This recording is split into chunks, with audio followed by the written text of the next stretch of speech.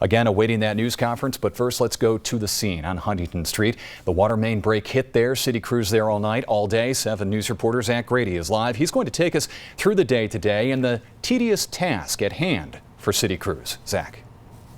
Jeff, it was between midnight and 1 a.m. Thursday morning that here at the corner of Huntington Street and Eastern Boulevard, the road began to flood out. The cause? A water main break that eventually would lead to all of the pipes throughout the city drying up.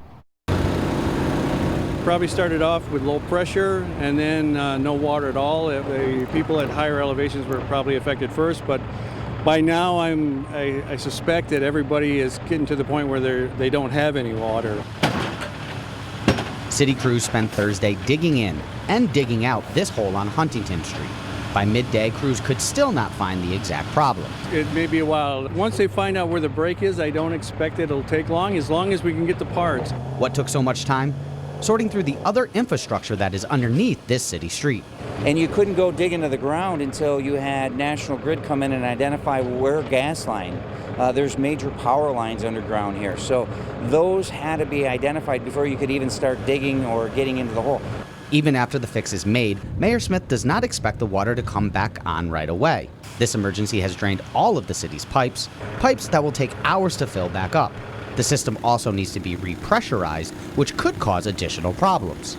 Once you immediately pressurize that system, again, there are pipes that are 50, 60, 70 years old. We have to anticipate we're going to have more water breaks and main breaks.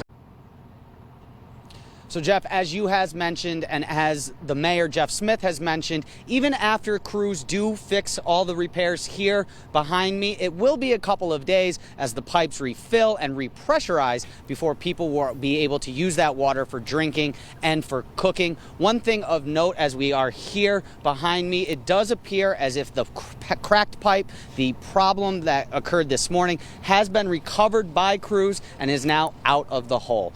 We head back to you in the studio. Thank you, Jeff. Zach Grady live tonight, and that news conference with the Lieutenant Governor starting up. We're going to take it live right now. Here's the Lieutenant Governor. Establish sites to make sure folks can access water. You're watching a press conference at City Hall, and we're going to wrap that up as the information is pretty much given to us. We know what it is, and we appreciate the ability to go to that and the answers from the questions that our John Moore was asking there. There's a couple of big developments that I want to give to you as we were listening to that news conference regarding the water emergency in the city of Watertown. The biggest one is that Vicki Murphy. She is the superintendent of water for the city of Watertown. She tells us that the fix is complete. That's good news. So the fix is complete, according to the water superintendent. So down on Huntington Street, apparently that is set to go, that the fix has been made. They're ready to fill in the hole and all that stuff. We still have a lot more to go, but that's a pretty big development in terms of getting that taken care of. You're talking about maybe, 15, 16 hours of that fix. It took that much time to get that done.